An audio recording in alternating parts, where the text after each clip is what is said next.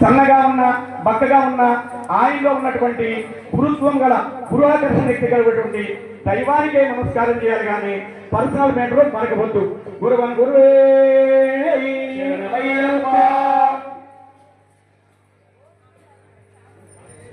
అందరూ 3 సార్లు నాతో పాటు ఓంకారం చేయాలి.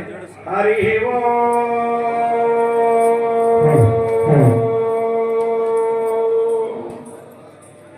హరి ఓం